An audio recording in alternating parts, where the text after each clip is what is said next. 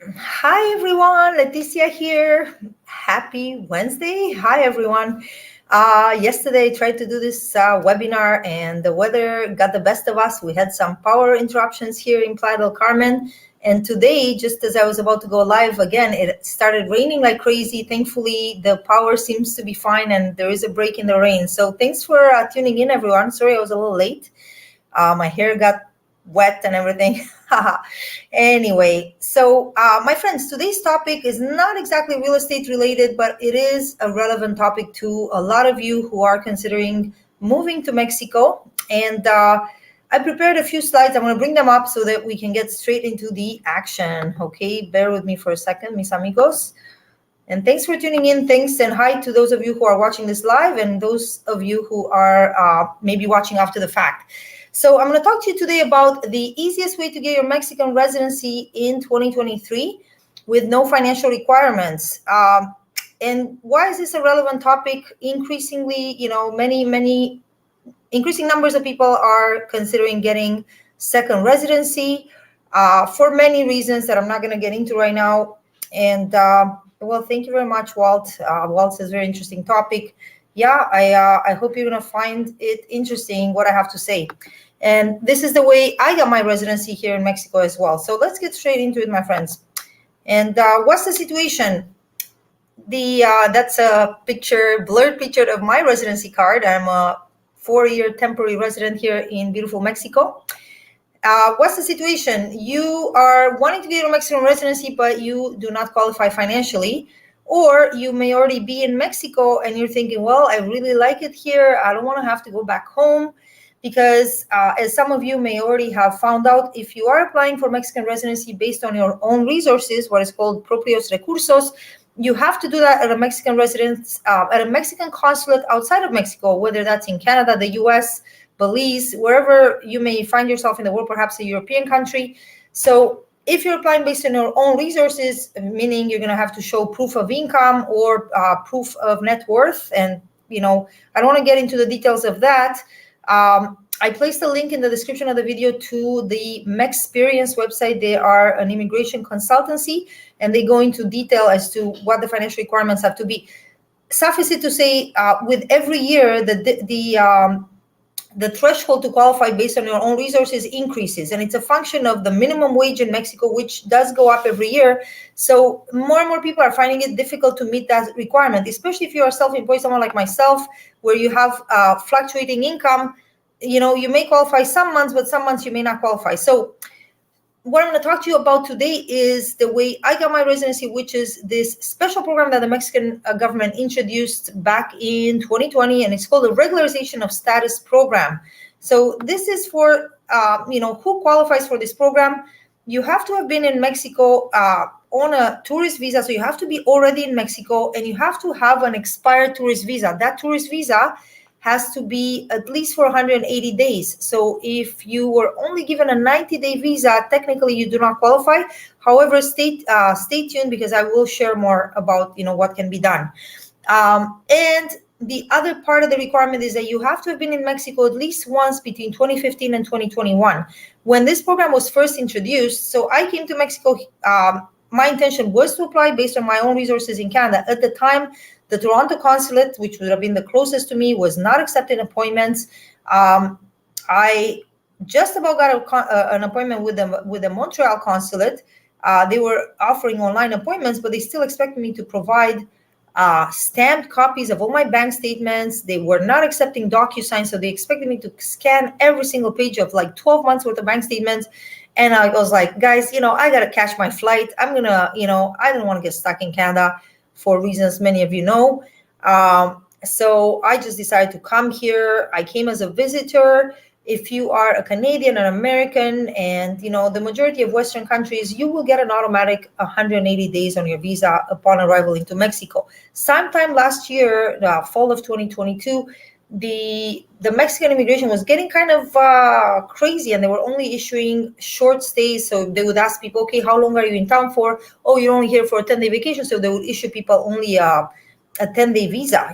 That has since gone back to the standard, which is upon entry into Mexico, most people would get the automatic 180 days, which would make you a candidate for this option. Hi everyone again who are tuning in live, and also hi to you who may be watching this after the fact. Now let's talk about what happens. So how it works, you simply pay a fine to regularize your status. The fine is nothing excessive. It was a few thousand pesos. I think it was like, bottom line, the whole, in terms of government fees, I paid about 14,000 pesos in total, which is, about 1,000 Canadian dollars, something like that, maybe a bit more by now.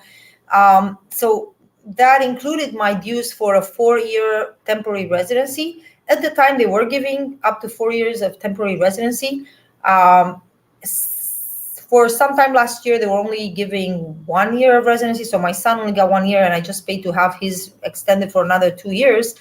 Right now, they are back to allowing 4 years. So really, you just pay the fine. They don't ask you any questions about your income. The only requirement is that you have to be in Mexico, and your your visitor visa has to be expired. So literally, the day after your visa expires, you can start the process, okay? What are the benefits? If you are already in Mexico, no need to leave Mexico. And again, no financial requirements needed, which has become a hurdle for some people, especially retirees on a small pension. Your pension may be perfect to have a good lifestyle in Mexico, but you may not meet the threshold for either temporary and never mind, permanent residency, because the threshold for permanent residency is higher than temporary. Let's go on. Now, so what if you're somebody who was not given 180 days on your visa? What if you don't have any passport entries? Maybe this would be your first time coming to Mexico. You don't have any prior passport entries. Well, my friends, Viva Mexico, we do have options. My immigration consultant here in Playa has a contact in Mexico City. So I live in Playa del Carmen, and to submit my paperwork, I did use a local immigration consultant. I initially tried to do it on my own, and that was a terrible experience. I quickly found out that when in Rome, you got to do as the Romans do. And going in person by yourself, and even though I speak very good Spanish, going in person by myself at the local immigration office was a very frustrating experience. They wasted about 3 days of my time and my 2 witnesses' time, because part of the requirement is that you have to have 2 Mexican witnesses that will sign your paperwork. Anyway, my recommendation would be very strongly that you do hire an immigration consultant. My consultant, the standard fee was about 10,000 pesos. I know with other people, you can negotiate that a bit. I would say no less than 5,000 pesos for a consultant to process your paperwork. So you're looking at about 14,000 pesos plus 5 to 10,000, depending who you go with.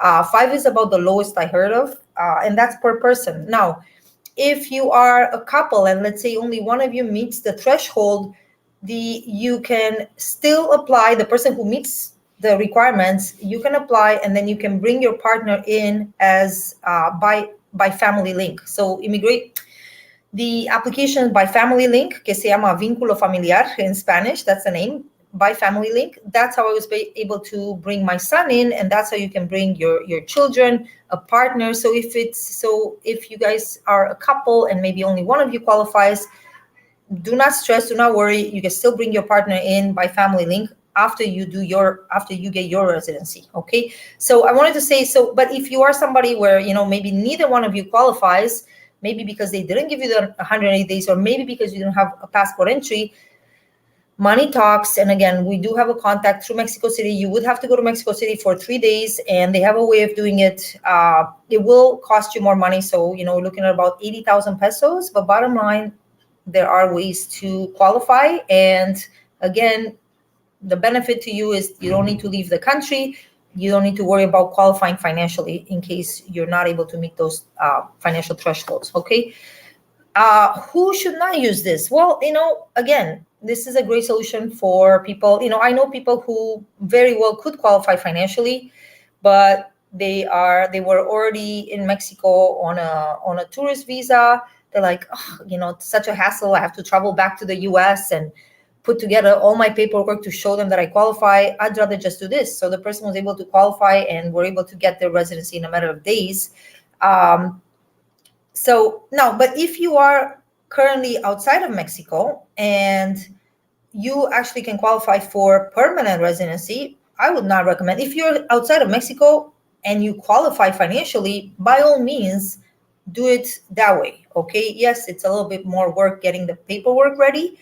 But here's the thing, my process right now, because I have a 4-year temporary residency, after the 4 years, I convert my temporary residency to a permanent one.